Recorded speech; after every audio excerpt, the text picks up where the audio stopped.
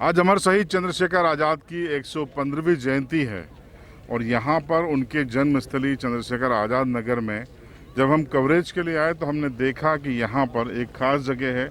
यहाँ संकल्प सभा लगी हुई है, मूवमेंट अगेंस्ट अनएम्प्लॉयमेंट, यानी कि बेरोजगारी के खिलाफ एक आंदोलन। और यहाँ पे बड़ी तादाद में युवा मौजूद हैं। हाथ में तख्तियाँ हैं, पीईबी की भर्ती का कैलेंडर जारी करें, सभी विभागों के रिक्त पदों की स्थायी भर्ती करें। तमाम युवा यहाँ पर जुटे हुए हैं और ये आह्वान पहले ही कर दिया गया था कि मुख्यमंत्री शिवराज सिंह चौहान भी अगर यहाँ पे आएंगे तो उनका घेराव किया जाएगा रोजगार देने की मांग को लेकर। तो जो ये आंदोलन की अगुवाई जो लोग कर रहे हैं इस समय हमारे साथ में आप देख रहे हैं, इनसे हम बात करेंगे, जानेंगे आज़ाद जयंती के दिन को ही आपने अपने इस मूवमेंट के लिए चुना, इसकी खास वजह क्या है? आज की स्थिति हम बेरोजगार युवाओं को ये बताना चाहते हैं कि देश उस स्थिति में पहुंच गया है जब देश आज़ाद गुलाम था, उस स्थिति में पहुंच गया है। तो इस बेरोजगारी जैसे गंभीर बीमारी को ख़त्म करने के लिए हमें क्रांतिकारी बनना पड़ेगा और जन्म चंद्रशेखर आज़ाद जी की जन्मस्थली से और जन्मभूमि से आज एक क्रांति का आगाज़ कर रहे हैं कि बेरोजगार युवाओं को जो आत्महत्या करने के लिए विवश हो रहे हैं, तो हम उनको मैसेज देना चाहते हैं कि आपको आत्महत्या करने की ज़रूरत नहीं है। अगर मरना ही है तो हम सड़क पर आके मरेंगे, लड़ेंगे। हमारी ये लड़ाई है, इसको अनवरत रूप से जारी करेंगे। हमारे क्रांतिकारियों ने भी जब देश आज़ाद हुआ था तो लड़ाई लड़ी थी, उन्होंने कभी आत्महत्या नहीं करी है। अगर आपको अंदर जुनून है, जज्बा है और उसको लेके चलना है तो हमको लड़ाई लड़ना पड़ेगा। और आज जैसे आपने बताया कि सीएम साहब ने अपना प्रोग्राम कैंसिल करा है, तो हम यहाँ से उनको बताना चाहते हैं कि वो कब तक भागेंगे। आज अलीराजपुर से भागेंगे, हम जहाँ वो जाएंगे वहाँ जाएंगे और आज रोजगार लेके रहेंगे, क्योंकि बेरोजगार बहुत हताश है, बहुत मायूस है। पिछले 10 सालों से इन्होंने बराबर कोई भर्तियां नहीं निकाली और भर्तियां हम लेके रहेंगे। हमने पूरी पढ़ाई करी है, हमारा घर गिरवे रख के, खेत गिरवे रख के हमने पढ़ाई करी, हमारे लोगों ने पढ़ाई करी है, तो हम उसका पूरा मुआयना करेंगे। हम आत्महत्या नहीं करेंगे, हम लड़ाई लड़ेंगे। हाँ सर, हमारी जो मुख्य मांग ये है सीएम सरकार से कि अभी क्या हुआ था कि इन्होंने पहले घोषणा करी थी कि हम 4000 पदों पर भर्तियां लेंगे। मध्य प्रदेश के अंदर उस 4000 पद के लिए 12,76,000 फॉर्म डाले गए। सरकार ने मार्च का बहाना लिया, अप्रैल का बहाना लिया, अब उसको स्थगित कर दिया गया। यहाँ पर युवाओं को 4 साल से कोई भर्ती नहीं मिली। अब पुरानी भर्ती नहीं हुई है, उसके पहले ही इन्होंने घोषणा कर दी कि अब हम 18,000 मध्य प्रदेश पुलिस के पदों पर भर्ती करने वाले हैं। तो इस देश का और इस राज्य का युवा ये जानना चाहता है कि आपने जो पुराने पद निकाले थे, आप उसके ऊपर भर्ती कब लोगे? अब युवाओं की उम्र बढ़ चुकी है, तो यहाँ पर कोई भी विद्यार्थी फॉर्म डालने के लिए योग्य नहीं बचेगा अगर उम्र बढ़ती है तो। इसलिए सरकार से मांग है कि जो पुराने 4000 पद है उसी के अंदर इन 18,000 पदों को शामिल करके आपको रोजगार देना होगा और ये हमारा हक है, हम कोई आपसे भीख नहीं मांग रहे हैं। और तीसरी बात मैं आपसे ये कहना चाहूँगा कि लगभग 6.5 लाख युवाओं ने से 2 साल पहले फॉर्म डाला, आज उसके ऊपर पीईबी कैलेंडर जारी करने को तैयार नहीं है। 4 साल से युवा इस फिराक में लगा है कि चलो अगले महीने एक युवा ने सुसाइड करा और ये कह के कि मैं ओवर एज हो चुका हूँ, मुझे रोजगार अब नहीं मिलेगा। और सीधे उन्होंने सीएम का नाम लेकर ज्ञापन तक लिखा कि मैं इसके लिए मर रहा हूं, पर मध्य प्रदेश के दूसरे जो युवा है वो सुसाइड नहीं करे। अगर मध्य प्रदेश सरकार रोजगार नहीं देती है तो सीएम शिवराज सिंह से हम मांग करते वो इस्तीफा दे। अगर आप रोजगार देने के लायक नहीं है तो हम बताते रोजगार कैसे दिया जाता है। हम युवाओं के हाथ में सौंप के देखो एक बार, हम आपको बताते रोजगार कैसे जनित किया जाता है।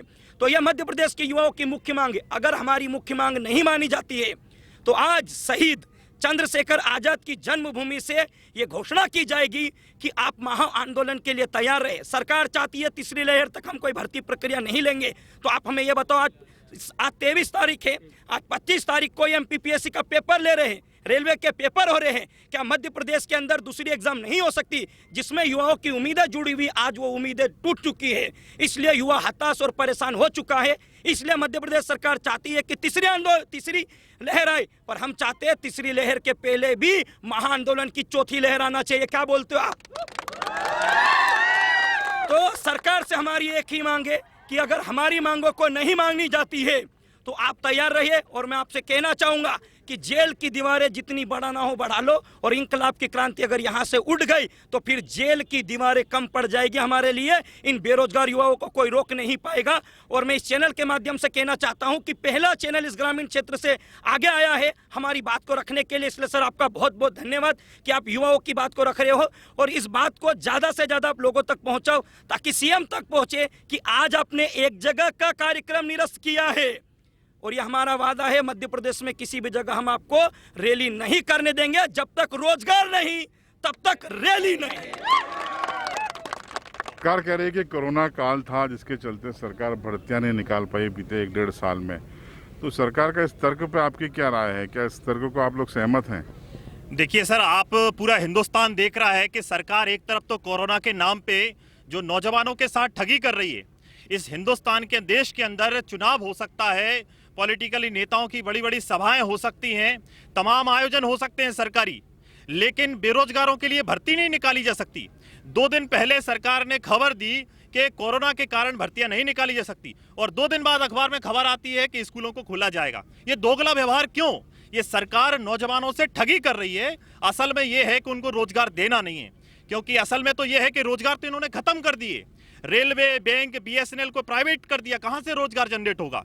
फैक्ट्रियों में ताले लगाए जा रहे हैं। सेंचुरी का उदाहरण है, 1000 वर्कर को BRS दे के बाहर कर दिया। तो ऐसे सरकार रोजगार खत्म कर रही है और नौजवानों के बीच में चुनावी मुद्दा बना के वोट लेने के लिए उनके बीच में नौटंकी कर रही है। शिवराज सिंह चौहान भी यहाँ पर आने वाले थे, नौजवानों का प्रतिरोध हुआ, उनको जाना पड़ा क्योंकि वो गलत हैं। तो ये हम कह रहे हैं। दूसरा एक उदाहरण आप देखिए कि अभी मध्य प्रदेश के अंदर पिछले हफ्ते में जो आत्महत्या हुई, वो लड़का वो कह के मरा है कि मैं जो मर रहा हूं, मैं सुसाइड कर रहा हूं, ये मध्य प्रदेश सरकार के कारण कर रहा हूं। आज अगर हमारे देश की और हमारे मध्य प्रदेश की सरकार संवेदनशील है तो कुर्सी छोड़े। उनको नैतिक बनता है कि वो हमारे प्रदेश के मुखिया हैं और उनके नाम लेके बच्चा सुसाइड किया है।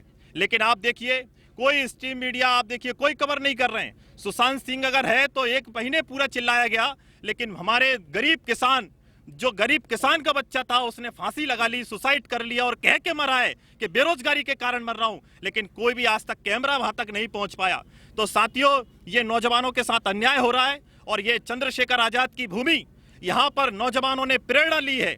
हिंदुस्तान का आजादी आंदोलन यहाँ से उपजा है। ये बिरसा की भूमि है, ये तांटिया भील की भूमि है। इसलिए हमने ये जगह चुनी है कि संकल्प लेंगे कि मध्य प्रदेश के अंदर बेरोजगारी अगर खत्म नहीं करी तो आने वाले समय में भोपाल आ रहा है ये जत्था, सारे विधायकों और सांसदों को भागना पड़ेगा राजधानी छोड़ के, अगर उन्होंने रोजगार की व्यवस्था नहीं करी तो। आपकी नाराजगी जो है वो केंद्र को लेकर है या राज्य को लेकर है? दोनों जगह रोजगार का संकट है, क्या आरोप है आपके? हमारी नाराजगी दोनों ही सरकार को लेकर है, चाहे केंद्र सरकार हो या राज्य सरकार हो। केंद्र सरकार ने भी बड़े बड़े वादे किए थे, 2 करोड़ रोजगार प्रतिवर्ष कहा था। आज हालत ये है कि लोगों को पेट भरने के लिए खाना नहीं मिल रहा है। 2 करोड़ रोजगार की तो दूर की बात है, आज हर युवा सड़कों पर अपनी एड़ियाँ रगड़ कर भीख मांग रहा है, उस हालत में पहुंच चुका है। और उसकी जिम्मेदार केंद्र सरकार भी है और राज्य सरकार भी है। और यहाँ तक कि राज्य सरकार और केंद्र सरकार दोनों ही जगह एक ही सरकार है, बीजेपी सरकार है। और अभी उन्होंने एक मुहिम चलाई है कि अपने कार्यकर्ताओं को ये समझाया जा रहा है कि जनसंख्या इतनी हो गई है कि रोजगार दे पाना हर किसी को संभव नहीं है, यानी कि हर किसी को संभव नहीं दे पा रहे हैं। तुम्हारे में काबिलियत ही नहीं है तो कुर्सी छोड़ दो ना, हम युवाओं का यही कहना है। तो अगर ऐसा नहीं हो पाया, जैसा आपकी मांग पूरी नहीं होती है, तो आंदोलन का स्वरूप क्या होगा? आपने कहा क्रांतिकारी तरीके से, तो लोकतांत्रिक तरीके से या क्रांतिकारी तरीके से? हम लोकतांत्रिक लोग, संविधान को मानने वाले लोग हैं। हमने पढ़ाई ली, इतनी पढ़ाई करी है। हम शांतिपूर्ण तरीके से हमेशा धरना प्रदर्शन आंदोलन करते आए हैं। लेकिन इसके बावजूद ये सरकारें षड्यंत्र पूर्वक, जैसे आपने बड़वानी में देखा होगा, बेरोजगारों के खिलाफ FIR दर्ज कर ली। आज बड़ी बड़ी रैलियाँ करते हैं, चुनाव करते हैं, भीड़ वहाँ करते हैं, वहाँ इनको कोरोना नहीं दिखता है। जब इनको नौकरी देने की बात आती है तो इनको वहाँ कोरोना को इन्होंने ऐसा बनाया, जैसे नरेंद्र मोदी जी ने कहा था कि आपदा को अवसर में बदल ले। तो ये आपदा को अवसर में बदलने के लिए जनता के लिए नहीं बोला था, ये खुद नेताओं को बोला था कि तुम इस आपदा को अवसर में बदलो। कैसे बदलो? नौकरी कुछ भी करना हो कोरोना का बहाना ले लो, स्कूलें खोलना हो कोरोना का बहाना ले लो, रोज नौकरी की बात करें कोरोना का बहाना लो, किसी भी चीज में आए कोरोना का बहाना ले लो। तो ये कोरोना के आड़ में इस देश को उस गर्त में लेके चले गए कि आज बेरोजगार युवा आत्महत्या करने के लिए मजबूर है। किसान दिल्ली में संसद के बाहर बैठा हुआ है, सब कुछ हताश हो गए हैं। लेकिन इस कोरोना का आड़ में लॉकडाउन लगा दो और सब लोग घर में कैद करके रख दो। तो ये कोरोना का आड़ में अब ये नहीं चलेगा। सब युवा जाग गए हैं, किसान जाग गए हैं आज जो आप ये जो बेटे हैं, ये कोई नेताओं के कोई बड़े कॉरपोरेट के बच्चे नहीं हैं, ये गरीब किसान के बच्चे हैं। कैसे करके हमने पढ़ाई करी है उसका हम शिवराज सिंह चौहान मामा को बोलते हैं कि आपको भर्तियाँ देना पड़ेगा मामा, अब बहानेबाजी बिल्कुल नहीं चलेगी। ये आपके भांजे हैं, नौकरी तो आपके छाती में पैर रख के हम लेके रहेंगे। ये बेरोजगार युवाओं ने आह्वान किया है और इसीलिए क्रांति की भूमि पर आज हम आए हैं, वो संकल्प लेने के लिए आए कि अब नौकरियां भर्तियां निकालना पड़ेगा, वरना आपको कुर्सी छोड़ना पड़ेगा। तो आपने सुना कि ये एक तरह से लड़ाई के मूड में है, आर पार की लड़ाई के, कि अब या तो आप हमें नौकरी दीजिए या फिर आप कुर्सी छोड़ दीजिए।